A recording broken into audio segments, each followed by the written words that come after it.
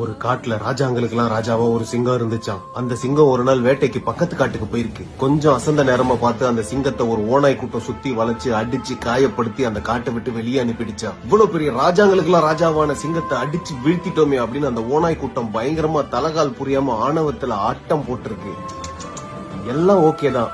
ஆனா அந்த ஓநாய் கூட்டம் ஒரு சின்ன தப்பு பண்ணிருச்சு. அந்த சிங்கத்தை ஒரேடியா முடிச்சிருக்கணும். வயசான சிங்கம் தானே, திரும்ப எங்க வரப்போகுது அப்படின்ற தெனாவெட்ல அப்படியே விட்டுட்டாங்க. அந்த அமைதியா போயிருக்கும். ஆனா தன்னை வீழ்த்திட்டு அந்த ஓநாய் கூட்டம் ஒரு ஆட்டம் போட்டுச்சுல, ஆட்டம். அந்த ஆட்டத்தை பார்த்ததுக்கு அப்புறம் ஒரு முடிவு பண்ணிச்சான். இந்த காட்டுல தன்னை அடிச்சு நிராயுத பணிய ஓட விட்டாங்களோ அதே காட்டுக்கு திரும்ப கெத்தா மாசா வரணும்னு. ஆனா வந்தா ராஜாவா தான் வருவேன்னு வரமாட்டேன். இது வரைக்கும் வேட்டையாடி சம்பாதிச்ச ராஜாங்கிற கௌரவத்தையும் என்னோட சிம்மாசனத்தையும் கோடான கோடி முறை என் தலையில சுமந்த கிரீடத்தை இறக்கி வச்சுட்டு ஒரு சாதாரண கடைக்குட்டி சிங்கமா தான் வருவேன்னு ஒரு முடிவு எடுத்துச்சான். அந்த சிங்கத்தோட கோடான கோடி ரசிகர்கள் அதை தாங்கிக்க முடியாம, நீங்க எதுக்கு கிரீடத்தை இறக்கணும், நீங்க ஊன்னு சொன்னா இந்த ராஜாங்கமே உங்க கால் அடியில, ஏன் இந்த முடிவு அப்படின்னு கேட்டாங்களாம். அதுக்கு அந்த சிங்கம் சொல்லிச்சான், நான் அந்த காட்டுக்கு திரும்ப வர்றது என்னோட கிரீடத்துக்காகவும் சிம்மாசனத்துக்காகவும் இல்ல, ஒரு பழைய கணக்கு பாக்கி இருக்கு, அதை முடிக்கணும், அவ்வளவுதான். இது வேற ஏதோ சம்பவம்னு புரிஞ்சுக்கிட்ட அந்த சிங்கத்தோட ரசிகர்கள் இப்ப நாங்க உடனே என்ன பண்ணணும்னு கேட்டாங்களாம். அதுக்கு அந்த சிங்கம் சொல்லிச்சான், அந்த ஓநாய் கூட்டத்துக்கிட்ட போய் சொல்லுங்க, the king